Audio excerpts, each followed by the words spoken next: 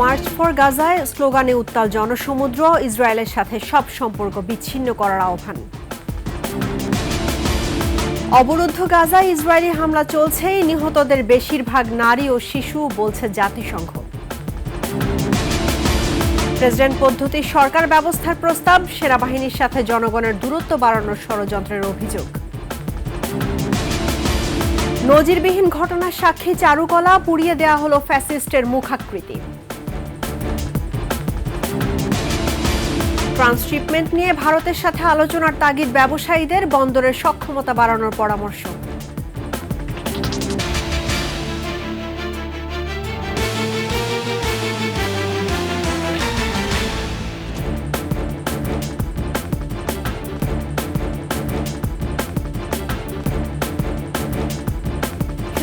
সংবাদ শিরোনাম। আমন্ত্রণ সন্ধ্যার 21 সংবাদে, আপনাদের সঙ্গে আছি রাহনুমা রাহি। দর্শক, 21 টেলিভিশনের সংবাদ একই সাথে সরাসরি দেখতে পাবেন আমাদের ফেসবুক পেজ www.facebook.com/2124 অনলাইনে। এছাড়া সাবস্ক্রাইব করতে পারেন www.youtube.com/@21etv চ্যানেলে। এছাড়া সংবাদে আরও থাকছে: পাহাড়ে পাহাড়ে বর্ষবরণের রং, বৈশাখীতে বর্ণিল আয়োজন।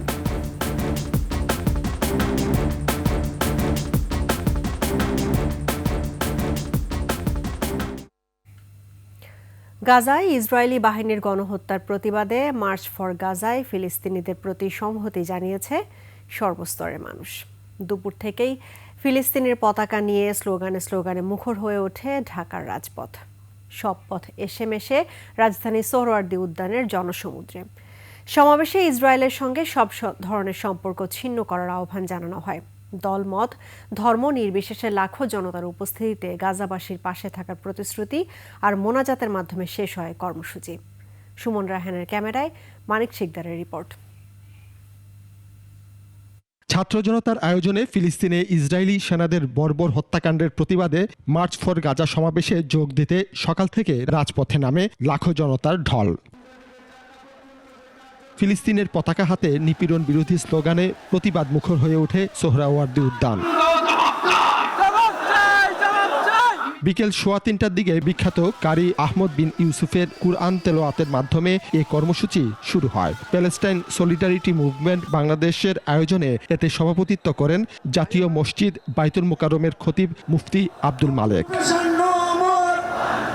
গাজার মানুষের উপর জুলুম বন্ধের দাবিতে ধর্ম বর্ণ নির্বিশেষে সংহতি প্রকাশ করেন বক্তারা।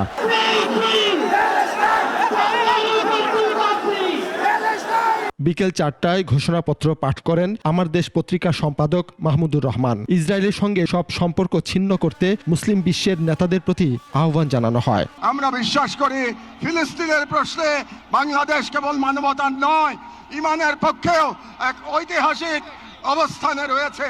এছাড়া গাজায় ইসরায়েলি আগ্রাসন বন্ধের দাবি জানানো হয়। মুসলিম ও অন্যান্য সংখ্যালঘুদের উপর চলমান নির্যাতনের বিরুদ্ধে রাষ্ট্রীয়ভাবে প্রতিবাদ জানাতে হবে। সবশেষে জাতীয় মসজিদ বাইতুল মোকাররমের খতিব মুফতি আব্দুল মালেকের মোনাজাতের মাধ্যমে এই কর্মসূচি সম্পন্ন হয়। ইতিহাসের সবচেয়ে ভয়াবহ নৃশংস হত্যাকাণ্ড চলছে ফিলিস্তিনের গাজায়।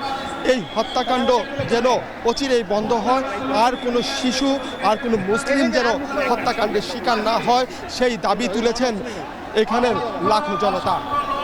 মানিক শিকদার, 21 টেলিভিশন, ঢাকা।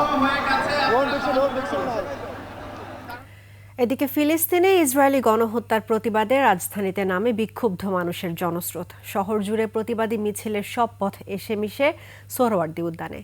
আন্তর্জাতিক জনমত গঠন এবং মানবিক সহানুভূতি জাগ্রত করতে মার্চ ফর গাজা কর্মসূচি থেকে আসে বিশ্ব মুসলিমের ঐক্যের ডাক। মাহতাব মিনহাজের প্রতিবেদন।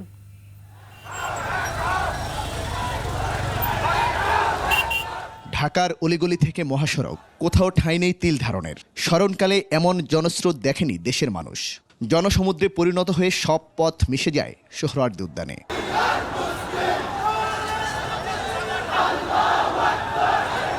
ইসরায়েলি গণহত্যা বন্ধের দাবিতে মার্চ ফর গাজায় অংশ নিতে রাজধানীসহ দেশের বিভিন্ন প্রান্ত থেকে অংশ নেন দলমত নির্বিশেষে সব স্তরের মানুষ। বাদ যায়নি নারী, শিশু, বৃদ্ধ, কোনো বয়সের মানুষই।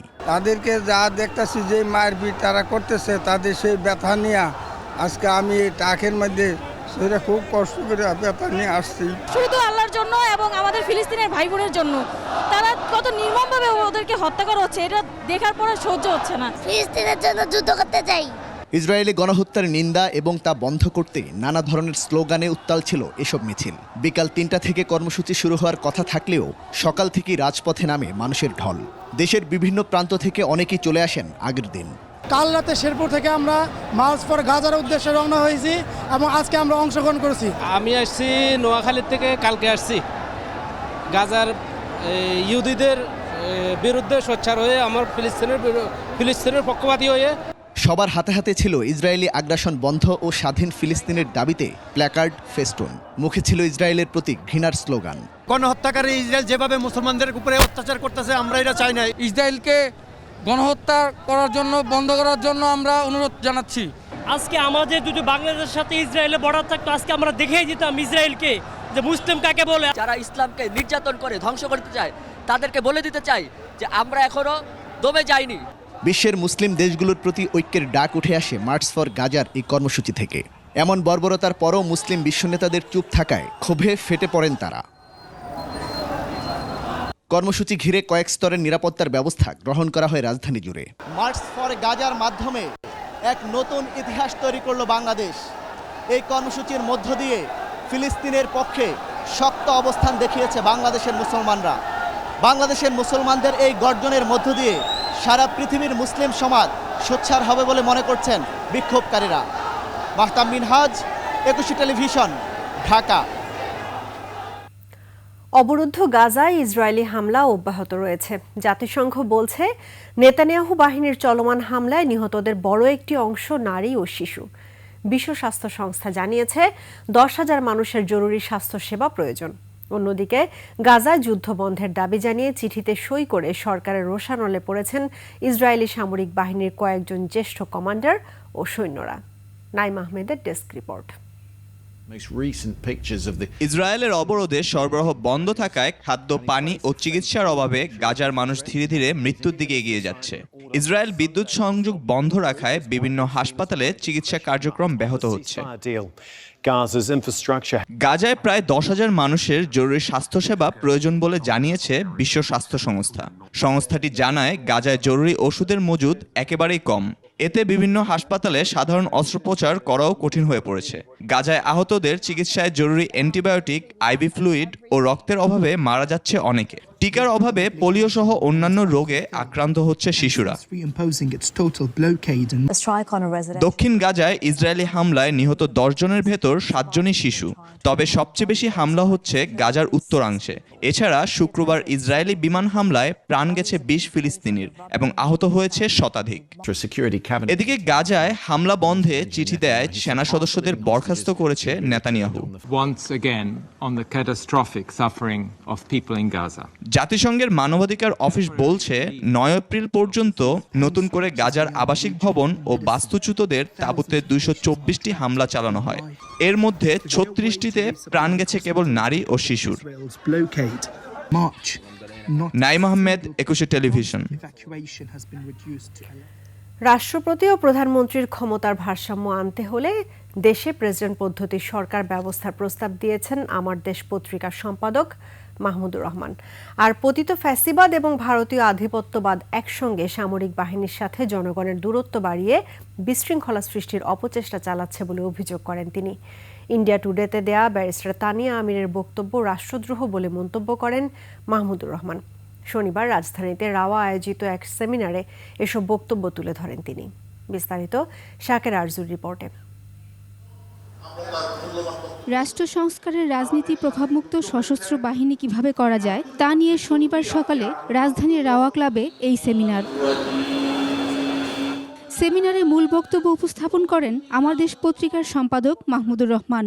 তিনি বলেন, দেশের জনগণ এবং সেনাবাহিনীর সদস্যদের ভারতীয় আধিপত্যবাদ আকাঙ্ক্ষা সম্পর্কে সচেতন হওয়া উচিত। শেখ হাসিনা তার কোটারির মাধ্যমে এই প্রশ্নটা সে উত্থাপন করিয়েছে এবং এই প্রশ্ন উত্থাপনের মাধ্যমে সেনাবাহিনীর সাথে জনগণের একটি অনভিপ্রেত দূরত্ব তৈরি হয়েছে। ভারতীয় গণমাধ্যম ইন্ডিয়া টুডেতে গত 27 March what's on Bangladeshi army chiefs mind নামক এক প্রবন্ধে ব্যারিস্টার তানিয়া আমির সেনা অভ্যুত্থানের উস্কানি দিয়েছেন, যা রাষ্ট্রদ্রোহের শামিল বলছেন মাহমুদুর রহমান।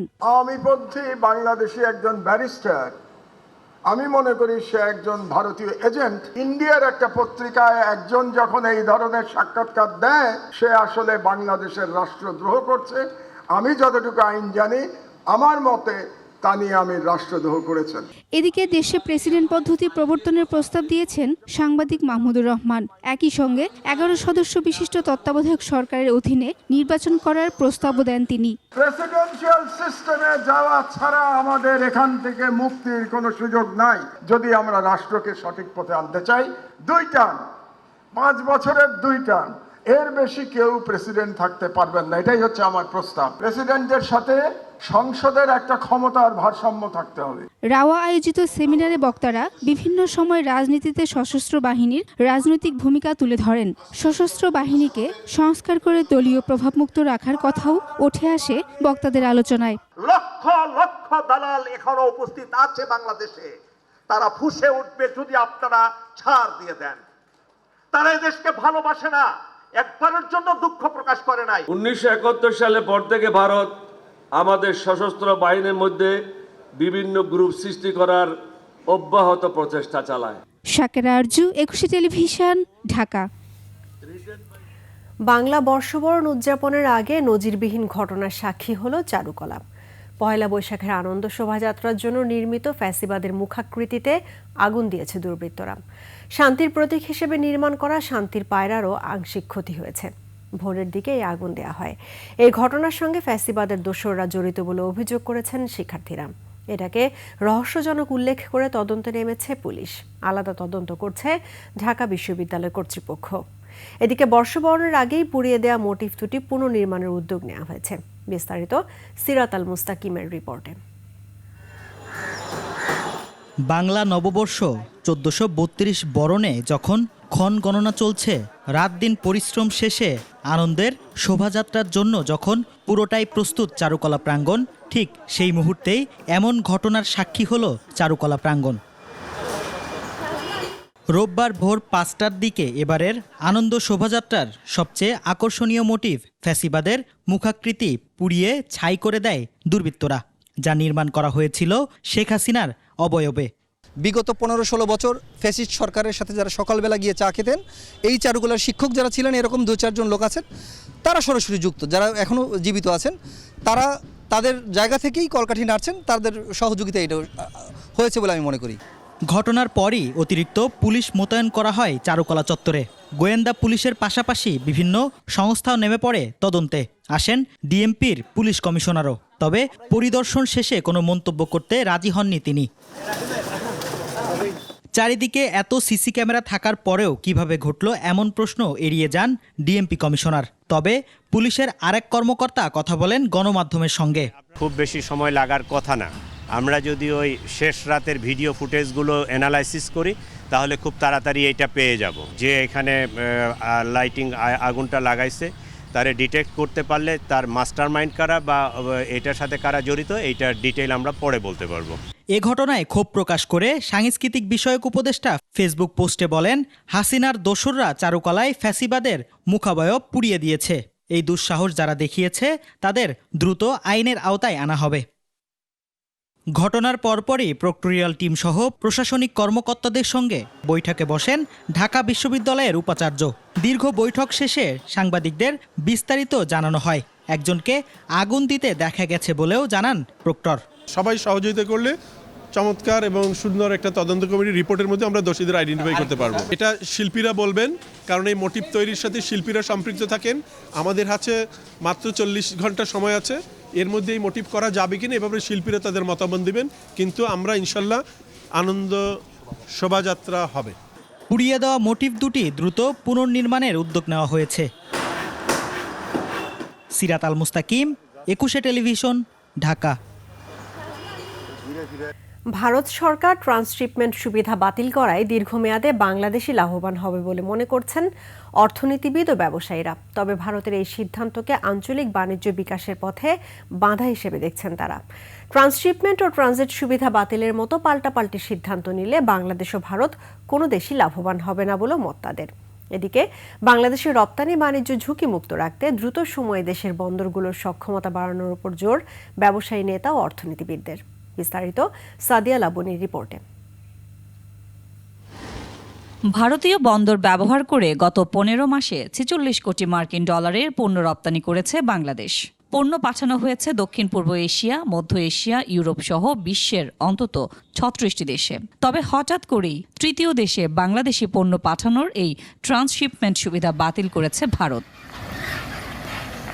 এমন বাস্তবতায় দেশের রপ্তানি খাতের জন্য কিছুটা চ্যালেঞ্জ তৈরি হয়েছে।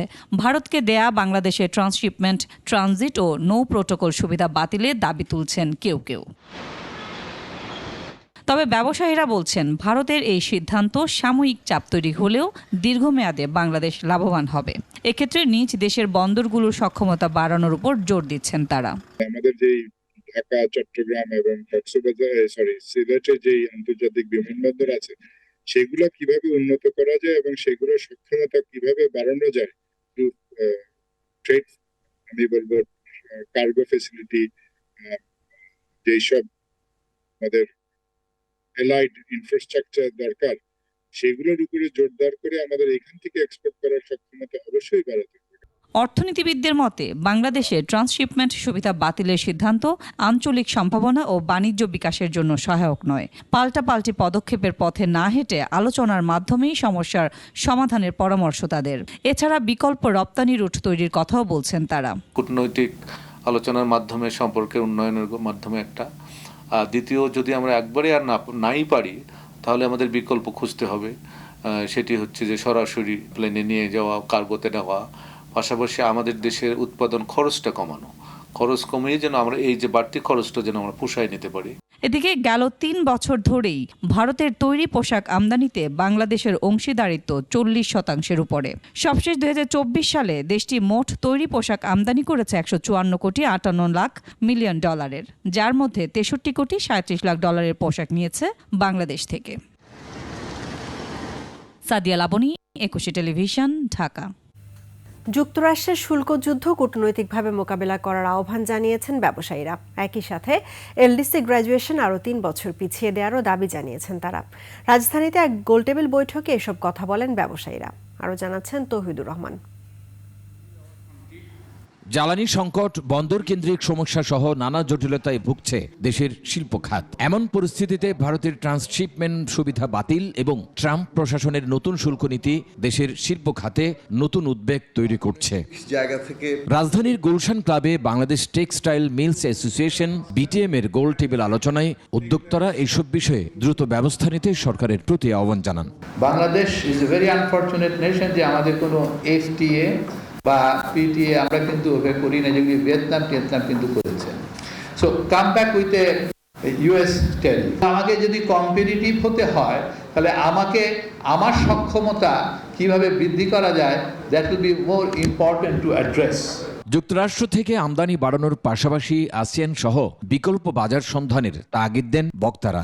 আমাদেরকে এখন এটাকে আমাদের কটন ট্রেসেবিলিটিটা এনশিওর করতে হবে। এটা করে আমরা কি করতে পারবো, তাহলে আমরা 10% ক্যাটাগরিতে চলে যাব। কারণ কোনো আমেরিকান এক্সপোর্টে যদি আমার 20% অফ দি প্রোডাক্ট যদি তার হয়ে থাকে তাহলে সেটা হচ্ছে ডিউটি 10%। তো এখানে নিরাশ হওয়ার মতো কিছু নেই। রুলস বেস ট্রেডিং সিস্টেম শেষ, আমরা এখন পলিটিক্স বেস নিউ এরাতে প্রবেশ করলাম। এটা সত্য হতে পারে। এখনই কার্যকর পদক্ষেপ না নিলে এলডিসি গ্র্যাজুয়েশনের পর শিল্প খাত ঝুঁকিতে পড়বে বলে আশঙ্কা ব্যবসায়ীদের। ব্যানারটা দেখছিলাম এবং দেখে তৌহিদুর রহমান, একুশে টেলিভিশন, ঢাকা। যারা খুন করেছে, দেশের সম্পদ লুট করেছে, তাদের কেন এখনো বিচারের মুখোমুখি করা হচ্ছে না, এমন প্রশ্ন তুলেছেন বিএনপি চেয়ারপারসন উপদেষ্টা জয়নুল আবদিন ফারুক। জাতীয় প্রেস ক্লাবের সামনে সেনবাগ জাতীয়তাবাদী ফোরাম আয়োজিত প্রতিবাদ সমাবেশে যোগ দিয়ে জয়নুল আবেদিন মোর্শেদ আলমকে রিমান্ডে নিয়ে তার সকল অবৈধ সম্পদের হিসাব জনগণের সামনে প্রকাশের দাবি জানান। আওয়ামী লীগ নেতাকর্মীদের গ্রেফতার করা হলেও তাদের সুযোগ সুবিধা দিয়ে বিচার থেকে দূরে সরিয়ে রাখা হয়েছে বলেও অভিযোগ করেন তিনি। এ সময় প্রধান উপদেষ্টার উদ্দেশ্যে বলেন, অনেক চক্রান্ত চলছে, তাই অপরাধীদের বিচার নিশ্চিত ও ন্যূনতম সংস্কার করে দ্রুত নির্বাচন দেয়া দরকার। শীতাতাপ নিয়ন্ত্রিত মাইক্রোবাস করে এসব দুর্নীতিবাজদেরকে জেলখানা থেকে কোর্টে আনা হয়। এসব প্রশ্নের জবাব আপনাদেরকে দিতে হবে। তাদের হাতে কেন, তাদের পায়ে কেন ডান্ডা বেড়ে নাই? কারা মহাপরিদর্শক মহোদয়, তখনও তো এই চাকরি ছিল, তখন আমাদেরকে কেন হাত করা পরিয়েছেন? এখন এই দুর্নীতিবাজদেরকে কেন হাত করা পরানো হয় না? বৈষম্য বিরোধী আন্দোলনের ঘটনায় দায়ের করা মামলায় আসামি গ্রেফতারের আগে ঊর্ধ্বতন কর্তৃপক্ষের অনুমতি নিতে হবে বলে জানিয়েছে ঢাকা মহানগর পুলিশ ডিএমপি। মামলায় অভিযুক্ত ব্যক্তি যে ঘটনায় যুক্ত সে বিষয়ে উপযুক্ত প্রমাণ হাজির করার কথাও বলেছে পুলিশ। গত বৃহস্পতিবার এসব নির্দেশনা দিয়ে অফিস আদেশ জারি করে ডিএমপি। ডিএমপির যুগ্ম কমিশনার ফারুক হোসেন স্বাক্ষরিত ওই আদেশে বলা হয়েছে, বৈষম্য বিরোধী আন্দোলন সংক্রান্ত মামলায় অধিকাংশ ক্ষেত্রে এজাহারভুক্ত আসামির সংখ্যা বেশি। এক্ষেত্রে উপযুক্ত প্রমাণ পাওয়া সাপেক্ষে ঊর্ধ্বতন কর্তৃপক্ষের অনুমতি নিয়ে আসামিকে গ্রেফতার করতে হবে। রোডম্যাপ বাস্তবায়নে সুপ্রিম কোর্ট ও সরকার নিবিড়ভাবে কাজ করছে বলে জানিয়েছেন প্রধান বিচারপতি ডক্টর সৈয়দ রেফাত আহমেদ। খুলনায় সুপ্রিম কোর্ট ও জাতিসংঘ উন্নয়ন কর্মসূচি ইউএনডিপির যৌথ আয়োজনে judicial independence and efficiency in Bangladesh বিষয়ক সেমিনারে তিনি কথা বলেন অচিরেই বাংলাদেশ সুপ্রিম কোর্ট দেশের বিচার বিভাগের সার্বিক আধুনিকায়নে একটি স্ট্র্যাটেজিক প্ল্যান তৈরি করার কাজ শুরু করবে। এ সময় আদালতের মামলাজট নিরসনে অন্তর্বর্তী সরকারের গুরুত্বপূর্ণ ভূমিকার কথা উল্লেখ করেন তিনি। সেমিনারে উপস্থিত ছিলেন ইউএনডিপির আবাসিক প্রতিনিধি স্টিফেন লিলার। বিশেষ অতিথি ছিলেন বাংলাদেশে নিযুক্ত ইউরোপিয়ান ইউনিয়নের রাষ্ট্রদূত ও সুইডেনের রাষ্ট্রদূত। অন্তর্বর্তী সরকারের আমলেই বিচার বিভাগের সব সংস্কার শেষ করা হবে বলে জানিয়েছেন আইন উপদেষ্টা ডক্টর আসিফ নজরুল। বান্দরবান জেলা ও দায়রা জজ আদালত সম্প্রসারণের জন্য ভবন নির্মাণের জায়গা পরিদর্শন শেষে তিনি এই কথা বলেন। প্রতিটি জেলায় এজলাস এবং বিচারক সংকট কমন বিষয় উল্লেখ করে তিনি বলেন, অন্তর্বর্তী সরকারই এগুলোর সমাধান করবে। পরে তিনি বিচারক ও প্রশাসনের কর্মকর্তাদের সাথে আলোচনায় অংশ নেন।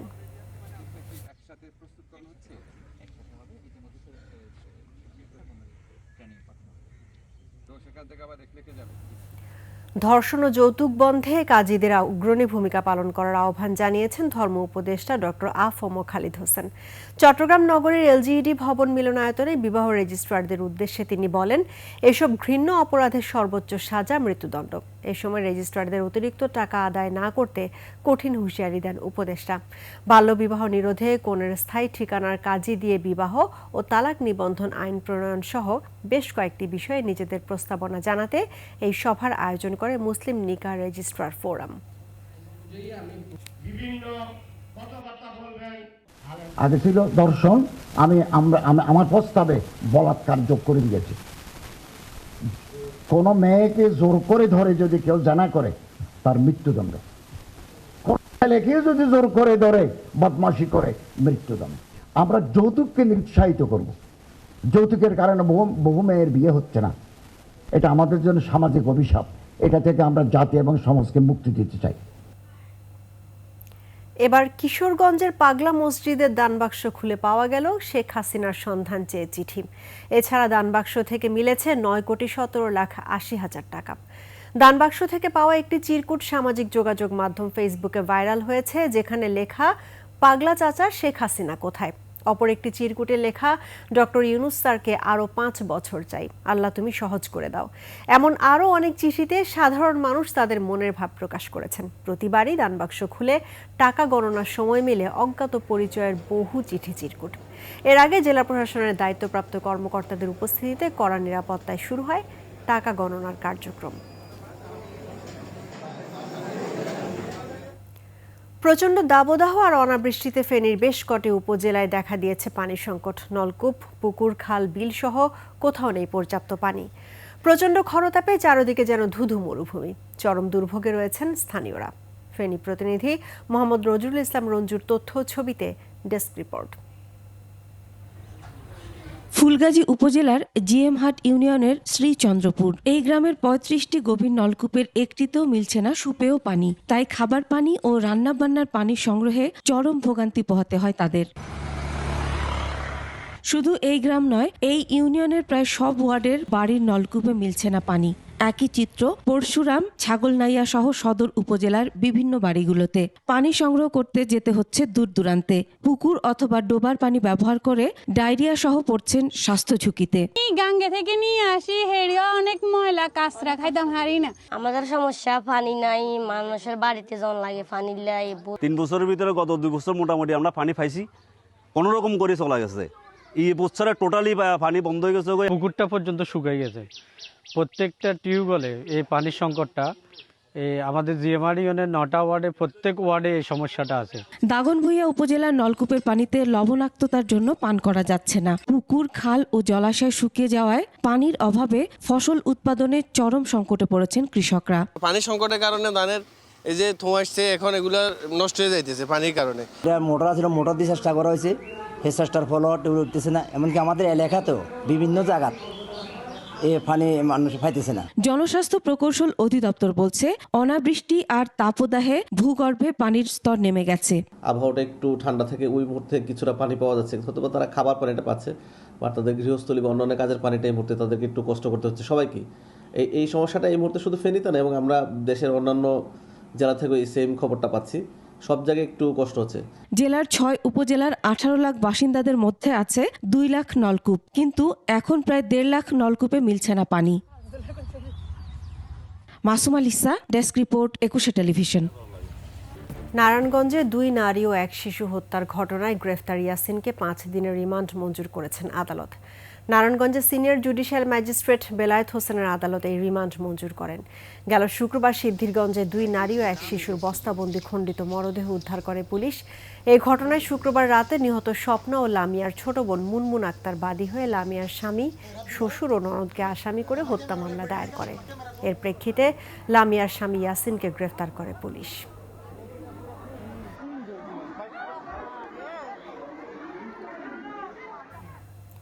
কেরানীগঞ্জে মুন্সিগঞ্জ থেকে উদ্ধার করা কার্টুন ভর্তি 9 টুকরা মরদেহের রহস্য উদ্ঘাটন করেছে পিবিআই। রাজধানীর উত্তরায় সংবাদ সম্মেলনে কথা জানান পিবিআই কর্মকর্তা কুদরতি খুদা। তিনি জানান, মূলত পরকীয়ার জেরে সাজ্জাদ ইসলাম সবুজকে 3 এপ্রিল রাজধানীর মোহাম্মদপুর এলাকায় হত্যা করা হয়। পরে লাশ গুম করার জন্য কয়েক টুকরা করে কার্টুন ভরে খুনিরা। এরপর রাতের আধারে কেরানীগঞ্জ ও মুন্সিগঞ্জে বিভিন্ন স্থানে তা ফেলে দেওয়া হয়। এ ঘটনায় 2 জনকে আটক করা হলে হত্যার কথা স্বীকার করে আদালতে জবানবন্দি দেয় তারা। পলাশ যখন বুঝতে পারে যে সে তার স্ত্রী কারোর সঙ্গে হয়তো নতুনভাবে সম্পর্কে জড়িয়েছেন, এইটা কনফার্ম করবার পরেই তার হাজব্যান্ড তাকে চাপ দিয়েছেন যে তাকে তুমি নিয়ে আসো, তার ভিডিও ডিলিট করাও অথবা একটা ব্যবস্থা নাও। ছুরিকাঘাত করে মৃত্যু নিশ্চিত করেন। তখন তারা পরিকল্পনা করে যে এটাকে কেটে কেটে টুকরা টুকরা করে আমরা কার্টুনে ভরে নিচে নামিয়ে তারপরে হয়তো স্ক্যাটার্ড ওয়েতে আমরা এটাকে গুম করব। এ পর্যায়ে বাণিজ্য সংবাদ।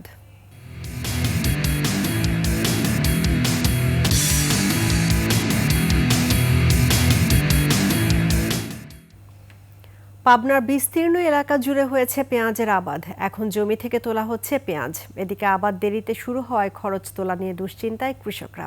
পাবনা প্রতিনিধি রাজিউর রহমান রুমির তথ্যচিত্রে ডেস্ক রিপোর্ট। পেঁয়াজ উৎপাদনের অন্যতম জেলা পাবনা। এবারও বিস্তীর্ণ এলাকা জুড়ে হয়েছে আবাদ। প্রত্যেকটি উপজেলায় পেঁয়াজ আবাদ হলেও সবচেয়ে বেশি উৎপাদন হয় সুজানগরে। কৃষকদের দাবি, এবছর আবহাওয়া অনুকূলে না থাকায় গত বছরের তুলনায় ফলন হয়েছে কিছুটা কম।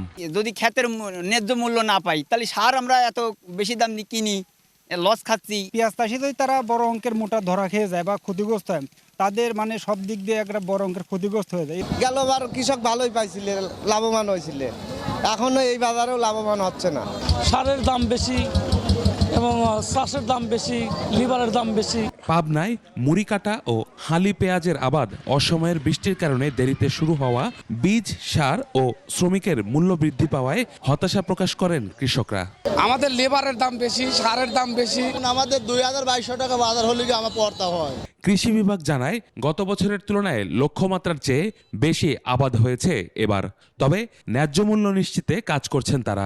উৎপাদন ভালো, কিন্তু সকলেই অবগত আছেন যে উৎপাদন বেশি হইলে বাজার দর অনেকটাই সহনীয় পর্যায়ে আসে। আমাদের বাজার দর বর্তমানে 30 থেকে 40 টাকা প্রতি কেজি। এতে ক্রেতা সাধারণ খুশি, কিন্তু কৃষক পর্যায়ে কিছুটা মিশ্র প্রতিক্রিয়া রয়েছে। আমরা এটা তদারকিতে রেখেছি যেন কৃষক পর্যায়ে কোনোভাবে ক্ষতিগ্রস্ত না হয়। চলতি বছর 53,150 হেক্টর জমিতে 7,82,532 মেট্রিক টন পেঁয়াজ আবাদ হয়েছে। কৃষকরা বলছেন সার বীজের দাম নিয়ন্ত্রণ করলে সাধারণ ক্রেতারা সাধ্যের মধ্যে পেঁয়াজ কিনতে পারবেন। ইউসুফ হাসান নাইম, 21 টেলিভিশন। আর এরই সঙ্গে শেষ করছি সন্ধ্যার 21 সংবাদ। তবে যাবার আগে সংবাদ শিরোনামগুলো জানাবো আরো একবার। মার্চ ফর গাজায় স্লোগানে উত্তাল জনসমুদ্র, ইসরায়েলের সাথে সব সম্পর্ক বিচ্ছিন্ন করার আহ্বান। অবরুদ্ধ গাজায় ইসরায়েলি হামলা চলছেই, নিহতদের বেশিরভাগ নারী ও শিশু, বলছে জাতিসংঘ। প্রেসিডেন্ট পদ্ধতির সরকার ব্যবস্থার প্রস্তাব, সেনাবাহিনীর সাথে জনগণের দূরত্ব বাড়ানোর ষড়যন্ত্রের অভিযোগ। নজিরবিহীন ঘটনার সাক্ষী চারুকলা, পুড়িয়ে দেয়া হলো ফ্যাসিস্টের মুখাকৃতি। ট্রান্সশিপমেন্ট নিয়ে ভারতের সাথে আলোচনার তাগিদ ব্যবসায়ীদের, বন্দরের সক্ষমতা বাড়ানোর পরামর্শ।